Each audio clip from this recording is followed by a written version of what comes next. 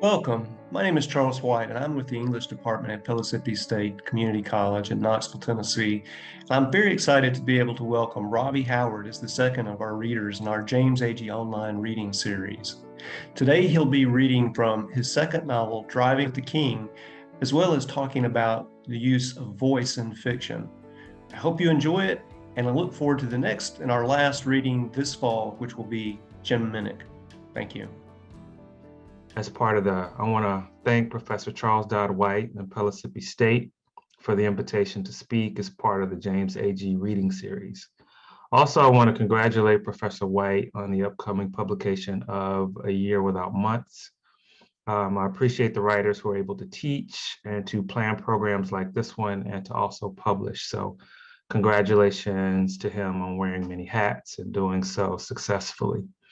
Also, I want to let you know it's an honor to follow Crystal Wilkinson, who is a writer who recommended me for a visiting teaching position at Spalding University, where I met Professor White. So it's a great opportunity to be back into that community or that circle of writers again. So thank you. Today, I'm going to read from my second novel, Driving the King. I'll also read a short excerpt from a short story called The Good Thief that was published in Alabama Noir by Don Noble. And it was selected for Best American Mystery and Suspense by Alifair Burke and series editor Steph Cha. So I'll present both of those pieces of fiction. The third element of my talk today is going to be a short craft talk on the development of the second voice in fiction. And the second voice in fiction is what I think of as the interior voice or the counter melody. And we can look at all of the identity and historical and cultural forces that might limit a voice. So despite silence in the moment, it's important for us to understand why certain voices are operating in the interior and what are the risks and safeties and all of those different elements that determine whether a voice is kind of silent and interior or whether it becomes dialogue. So I'll be sharing a few notes on that after the reading. So thank you so much. So just to give you a little bit of a background on Driving the King, it's loosely based on the story of Nat King Cole and his origins in Alabama. He was quite famously attacked by members of the White Citizens Council when he was appearing at a show in Alabama. So that is an important element of the book. And part of it is him being reunited with childhood friends who were at the show that night and how those events changed their lives and affected how they continued to stay in contact after. And it's very much about the kind of racial violence that happened in Alabama, but also the very rich art tradition of Alabamians like Nat King Cole who moved to Chicago, but how they were navigating life in America in the 1950s as folks back home were also navigating the Montgomery bus boycott and other events. So I wanted this to be a combination of all those stories. And also a remembrance to my hometown, which is Montgomery. So this is a section from Driving the King. Driving the King. There would be 10 of them in all. Nat at the piano, Oscar on the guitar, and Johnny Miller on bass. The rest of them were borrowed. 6 horn players from the college and a drummer as well. The new collegians, they called themselves. And they were not on stage just yet. There was just the suggestion of them. Music stands and mutes, empty piano bench, and a microphone. The leaves on the background were the same color as the Armistice Day bunting. We had come to the theater wearing the uniforms we saved Europe in. We, the Negro veterans and music lovers, filled the balcony to see Nat Cole, who made his name in Chicago, but was born right in our hometown. I bought the best seats available to us, the very first row of the Empire balcony, right along the railing where we could see everything. Maddie was in the first seat with her camera at her feet. It was a simple, beautiful thing, her camera. A red leather box that looked something like a gift. In that camera were the pictures we had just taken with Nat King Cole backstage. Nat Cole was a friend of mine. He was born in Montgomery a few months before me. When Miss McCarthy called the roll on the first day of kindergarten, I answered when I heard my name. Nathaniel, present. Not yet, Master Weary. As it turned out, two Nathaniels sat in the kindergarten class at Montgomery County Training School. The first on the roll was Nathaniel Adams Cole. I imagine that we were both a little surprised that our names weren't ours alone, but at the same time, glad to know that we had at least one thing in common with somebody. I was there on St. John Street when Nat Cole got his new middle name. Adams was out, and in its place, King. We grew up in identical rows of houses, all with green trim and white clapboard siding, like they'd grown from the same handful of seed.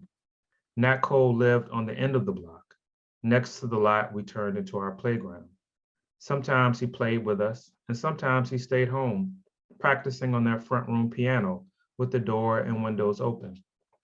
In the middle of I'll Fly Away and Just a Closer Walk with Thee, Nat would work in a riff from the schoolyard hymns. The rope jumping and the marble shooting and the whatnot would stop. And he'd know it was on account of us listening and every so often singing along. The one that everybody knew was Old King Cole was a merry old soul, and a merry old soul was he. He had a famous man's name before he was either famous or a man. I could lie and say I knew where he was headed, but it would only be half a lie. His hands were suited for a star turn, but I figured it would come from that work he did on the makeshift diamond we called a baseball field. We had no hind catcher, just a tree stump with cans on top. Instead of hearing Wade in the water and I'm on my way to Canaan land, anybody who saw Nat Cole on the mound heard the sound of that curveball catching the corner of a tin can. The sound of his strikes rang out like his music did. At 7 years old, Nat Cole threw curveballs with either hand, his left coming at you like Big Walker and that right like Satchel Paige. And when it wasn't baseball, it was marbles, where Nat Cole could put enough English on a cat eye to send us all home empty-handed and head scratching. We should have known from the sound of the strikes and the clink of marbles and keepsies. It didn't occur to us that all of his winning ways, a left hand as good as his right, came from that same piano playing he did when he sent Old King Cole out of his window, floating down the street and carrying that nickname. Maybe it was a stretch to say we gave it to him when he gave it to us first. By third grade, I was the only Nathaniel left. On the warmest days, a new family was out on the porch where the Coles once sat. Like half the families in Bel Air, Nat and his people had gone to Chicago. He went up there and got himself famous. Montgomery's very own Nat Cole battles the legendary Earl Father Hines in Chicago. The papers added Montgomery's very own like it was his given name. Before the war, I worked with my family, driving one of the taxis from our stand on Jackson Street on the ground floor of the Benmore Hotel. Nat Cole was good cab conversation whenever he came on the radio. You know, he was born right here. Nat played the kind of music that made people feel generous enough to kick in an extra penny or two in tip money. Like Nat had put a little more air in the tires, a few more horses under the hood, and that crooning could get somebody from here to there a little smoother, a little bit faster. Nat was good barbershop conversation next door to the cab stand at Malden Brothers. You know, he's from right here. Samuel Malden would say it every time a song came on, sometimes pointing his razor to the floor, talking like Nat sprung up through the clay and the earth, straight through the concrete slab on the barbershop floor. The Grays said it too. You know, he's from right here, when anyone brought his records to the counter of their record shop. There was a place reserved for Nat in the window, a little corner next to the chart toppers. Though the slots reserved for the hit records changed every Tuesday, Nat always had a place there, so he never really left, though he had been gone from Montgomery for what seemed like so very long. George Worthy said it too, on his radio show, on the little college station, Hometown Serenade, where he played Nat Cole and Erskine Hawkins. You know, friends, he's from right here. George put a little bit more space between the words and talked in a gold-plated whisper, right here. I called Nat Cole a friend enough to do me a favor, and we had worked out a plan backstage. Maddie's engagement ring was in my breast pocket on the heart side. No one knew but Nat, me, and two stagehands, who had just walked from the fly house to the catwalk. One turned right and the other left to the perches that held the spotlights. I had no worries because I had seen that little bit of my future. A ring from my pocket to Maddie's finger. A house on Tuscaloosa Street, one of the brand new ones. The job waiting at the cab stand. A life taking people where they wanted to go. I saw all of it, even after the house lights went dark. When the stage lights came up, out came the new collegians. Then came Johnny, Oscar, and Nat. And once he took his seat at the piano, they played Tuxedo Junction. They started, but then stopped.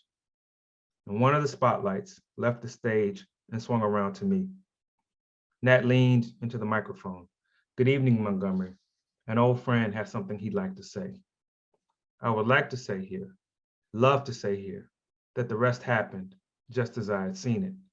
Ring from my pocket to Maddie's finger, a wedding, a marriage, Maddie and I in the house on Tuscaloosa Street, a lifetime of taking people where they wanted to go. But no, my hand was on my ring pocket where my heart beat faster than it should have. It was not because of love, marriage, or fear of either. It was because of that usher. He came from the far side aisle on the ground floor, moving faster than any usher needed to. Too fast to read rows of numbers, too fast to search out empty seats. The flashlight in his hand was off, and the only thing glowing was the tip of that cigarette, a red bead of light, something one-eyed and staring as he moved closer. The usher looked toward the stage, but no one looked back. Nat and the rest were looking at me. The stage lights had blinded them to everything else. The people, those in the balcony and the rest below, looked up at me too. The usher was by then closer to the stage light. Of course, he wasn't an usher at all. He was just a man, an imitation of an usher. And what he had was not a flashlight, but a pipe. Maddie saw him too. She had turned away from me, and her ring hand was on the balcony rail, and my hand was there as well, bracing before I jumped. I got to the piano the same time the usher did, and that was how all this started. The judge called it a riot. He had the last word in such things. Then he gave me 10 years in Kilby to think about what I had done. I did. I think of Nat Cole on your television with a scar on his face. I hear his singing with a broken jaw. I hear him playing Caravan with smashed fingers, and that simply could not be. Nat had sent word to me 6 months before I left prison that a job waited in Los Angeles. His driver, the old future where I'd seen myself driving people where they wanted to go, to Dexter Avenue, Union Station, and Centennial Hill, had been changed. Now I drive Nat up Alameda Avenue to NBC and over to the studio on Hollywood and Vine. There's another part of the job, though. Here I sit at the side of the stage at each of his shows. From here, I can see them if they come again. Nat and his people thought I was qualified for such. Word of what happened had gotten around.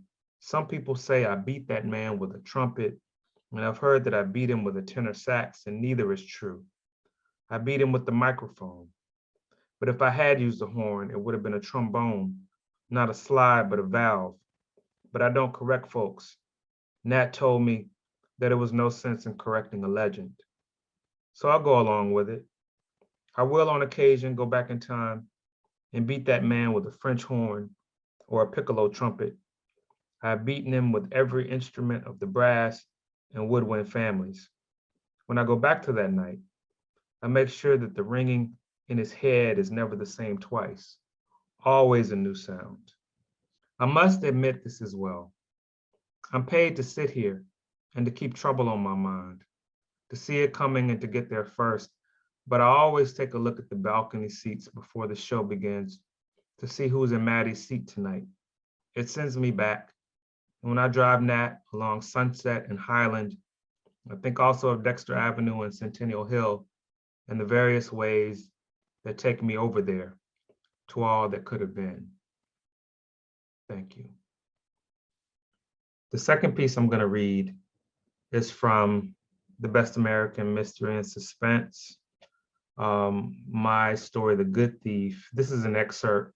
It was originally published in Alabama Noir from Akashic Books, from editor Don Noble.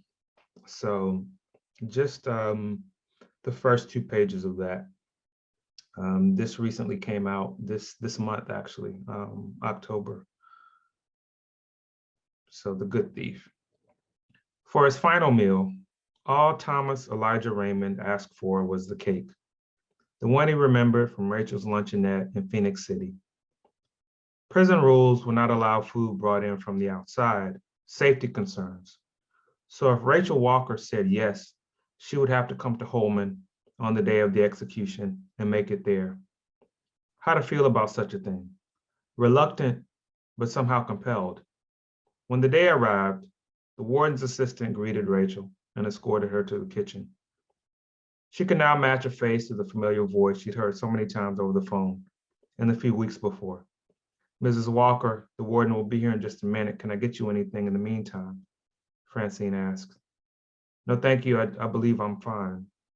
Rachel wanted to sound more certain and to dismiss any worry on her behalf. She wanted to manage that on her own. As Francine disappeared out of the swinging metal doors, Rachel watched her through round windows. The secretary walked past the corrections officer stationed outside and made her way down the corridor. The sound of her heels on the concrete was muted by the thick steel doors that had by then stopped swinging. Rachel was alone now in a newly constructed wing of Holman Prison. It was the biggest kitchen she'd ever seen. The smell of a restaurant kitchen had always given her comfort. It was not the smell of any particular dish, but instead the slow, thin layers built up over the years. There was always cinnamon near, even if it wasn't needed for a recipe. Bowls of it curled like scrolls, used to write down histories. She wished she had brought some with her. This place smelled of bleach and ammonia. It whispered nothing. Stainless steel shelves lined the freshly painted walls. Ceiling lamps spread a dull glaze across the metal fixtures. The fluorescent bulbs gave a uniform pale, except for a single lamp that flickered, blinking rays the color newspaper turns. A dozen parallel steel islands rose from the white tile floor, wrapped in thick blue plastic pulled taut over narrow shelves and secured around the edges of the counters. 2 adjacent counters had been uncovered and arranged for her use. Francine said the new wing had been finished just a few weeks before. The men would arrive soon, and from this kitchen, they would be fed. In the meantime, the warden had arranged for her to work there. According to Francine, the warden thought the space would be ideal, out of the way, clean. Rachel had dressed for a warm autumn evening. She was not prepared for the cold confines of the prison kitchen. It seemed the temperature was set for a space full of toiling and heat, so the cold air, unchecked, was too much. The place wasn't walk-in cold, but damn near, with air washing over her feet in waves, snaking around her ankles and running along the floor. She placed her purse on the counter and removed the black apron. Rachel's luncheonette, 35 years in the baking, and silver lettering. The silver blouse beneath her black suit matched the silver in her hair. This was how she dressed for the event she catered. Yet, she had taken a pause in Reading for this occasion. There was no proper dress for preparing a last meal. She made the 3-hour drive alone, told her family she was driving to Atmore for the weekend. Her daughter and son-in-law were busy running the kitchen, had been for years. A few days a week, she would walk the dining room and the lunch counter, speaking to the first-timers who had her cookbooks, had seen her on television here and there, and she greeted her regulars as well, trying to dole out the same welcome to any and all. She could come and go, be there without being there, her face on the menus and the sides of buses and the coffee bags and the cookie tins they sold in the gift shop. So when she told her family she had a small job in Escambia County, a repast for an old acquaintance, she saved herself the strain of a lie she may have to remember later. The truth itself was troublesome enough.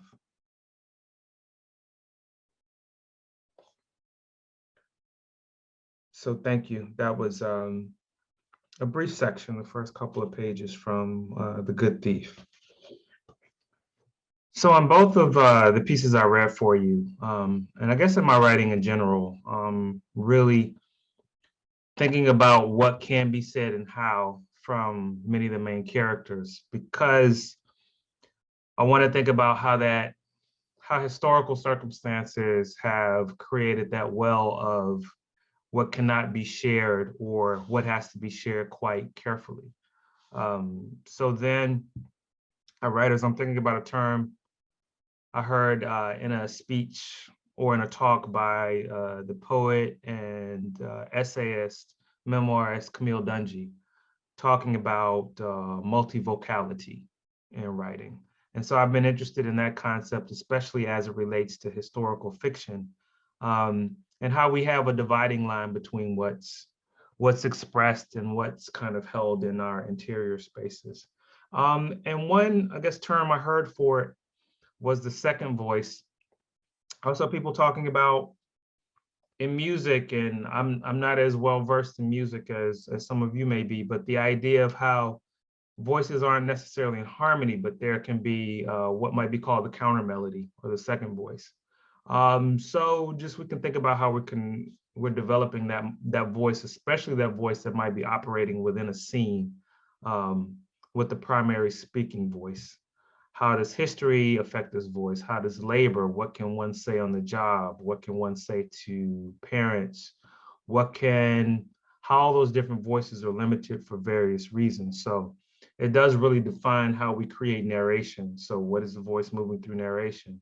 What is the voice moving through dialogue? So I'm going to take you through a few pieces, a few moments here that I hope are helpful to you.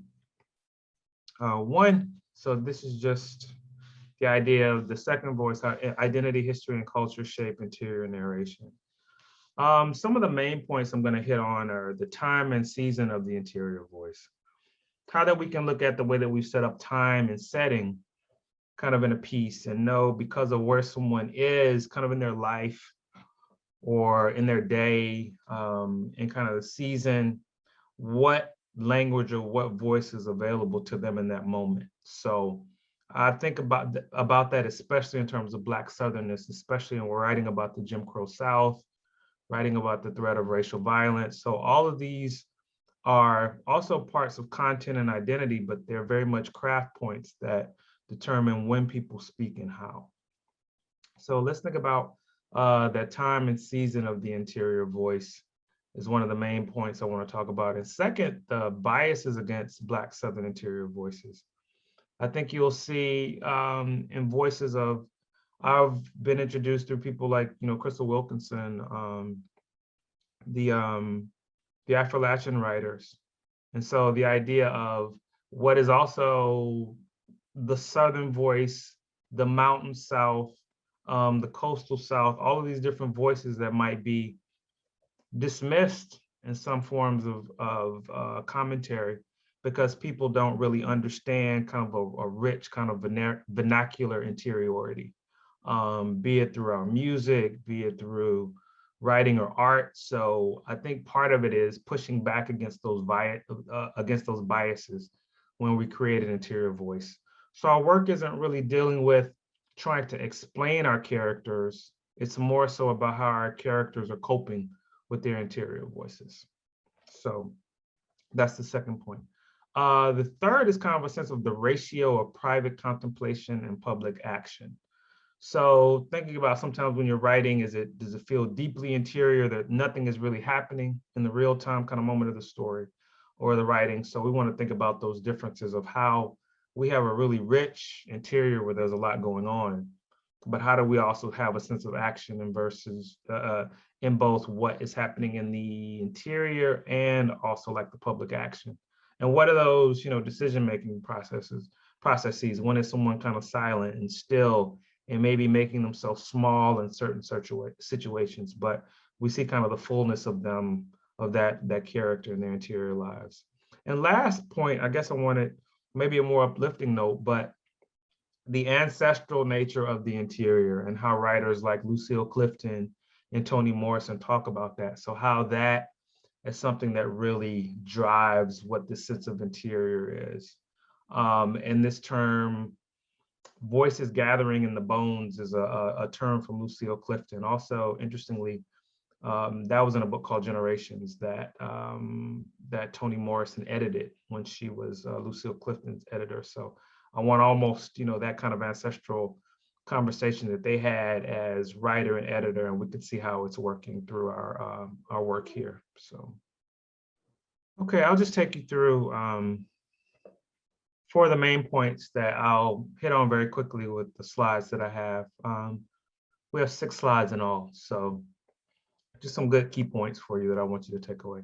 The first is like the time and season of the interior voice. So when I say the time and season, we can see, I'm going to use Zora Neale Hurston as an example here to talk about how what's interior and what's spoken changes through the workday, especially when we see Southern historic labor where folks didn't have as much agency. So we can see how the voice is small at certain points of the day and how it grows into a fullness when people are back within a circle of trust. So I want us to see that fluidity of the voice, how that second voice is being stored away until later. Also, the second point, this will come from Jesmyn Ward's work, of the biases against Black Southern interior voice.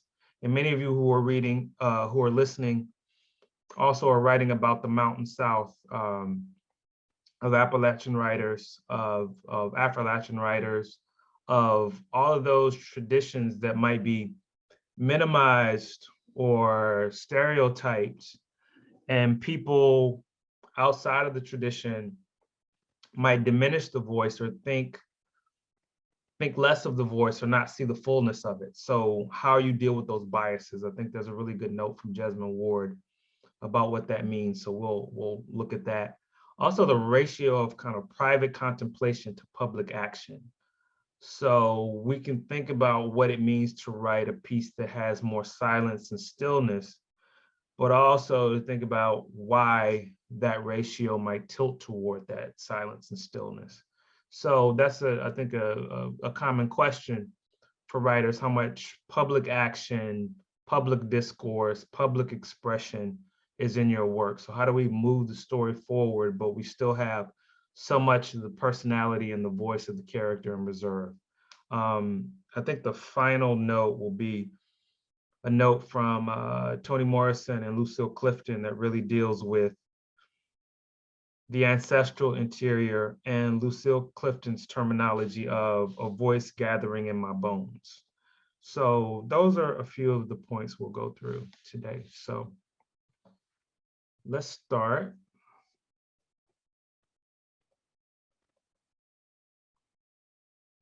With Their Eyes Were Watching God from Zora Neale Hurston. Really famous passage from the first page of that novel. It was a time for sitting on porches beside the road. It was time to hear things and talk. These sitters had been tongueless, earless, eyeless conveniences all day long. Mules and other brutes had occupied their skins, but now the sun and the boss man were gone. So the skins felt powerful and human. They became lords of sounds and lesser things. They passed nations through their mouths. So we can think about this lovely expression from Zora Neale Hurston, but also think about the risk of speaking that these workers had during the day. Brutes had occupied their skins. They had been earless and eyeless conveniences all day. So their voices were either dismissed or their voices could have caused harm if they had expressed themselves fully. So we see the way that we're holding that voice in reserve and it becomes a part of the conversation much later. So this shows, how we're patient in the writing and how the silence still, there's a lot moving underneath it. So I want us to think about how much is really moving underneath that silence and how we develop that in our writing.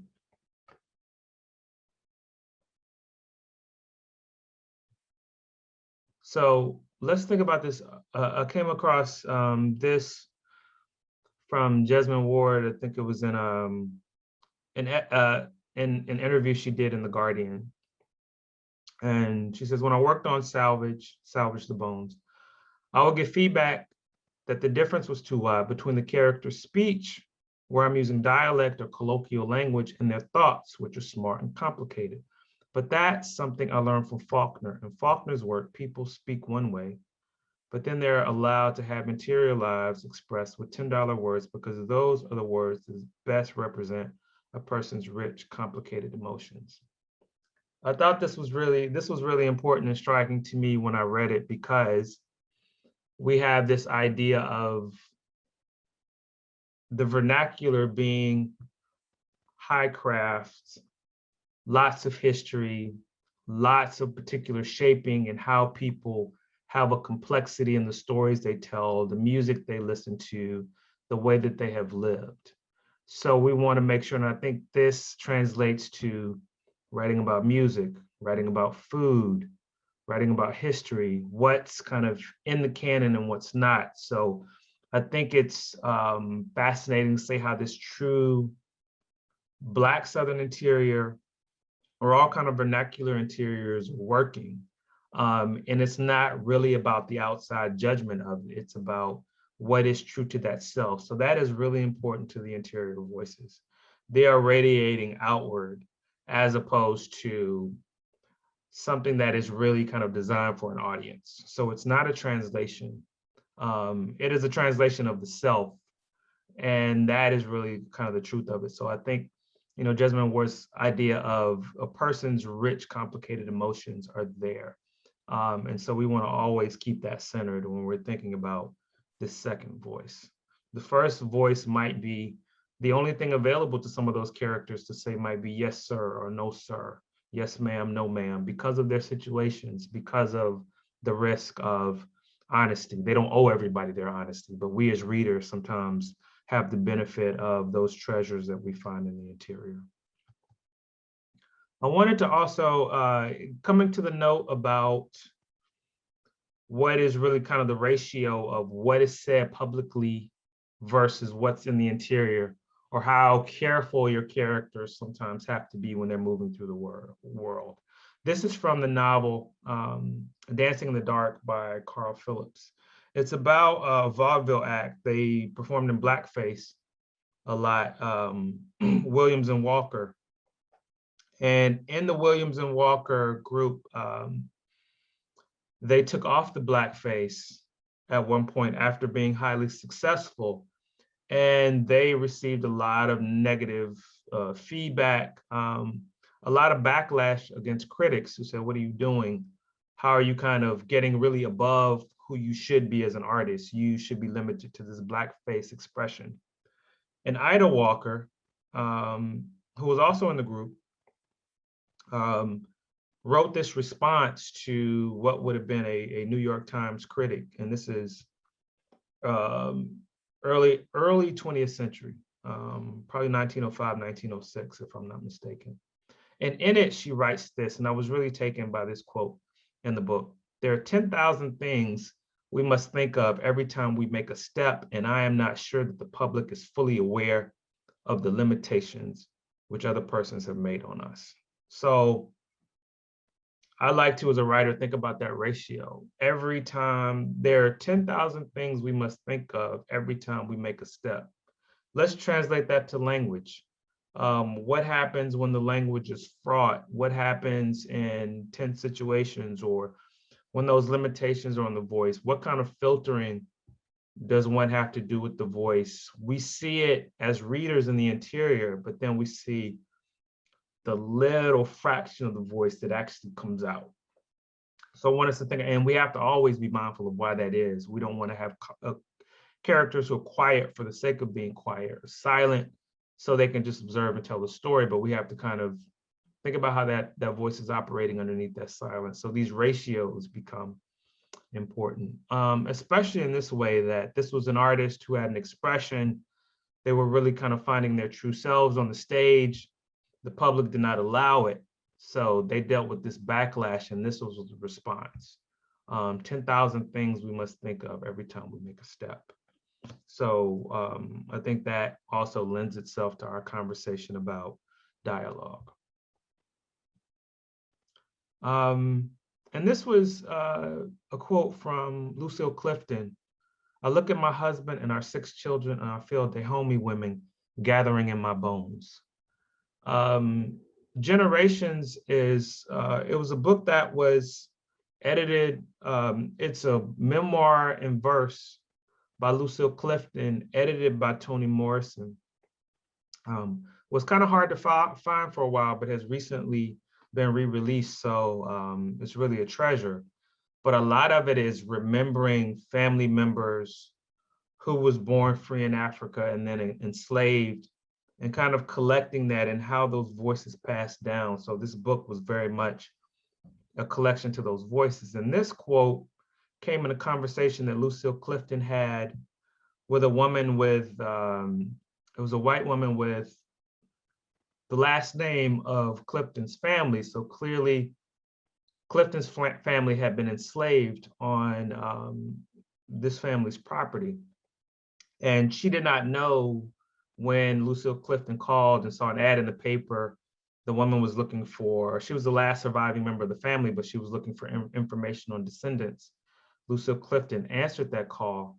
And this was a note of something that she was thinking during the conversation. It was a very pleasant conversation, or, you know, as pleasant as one can be in that moment.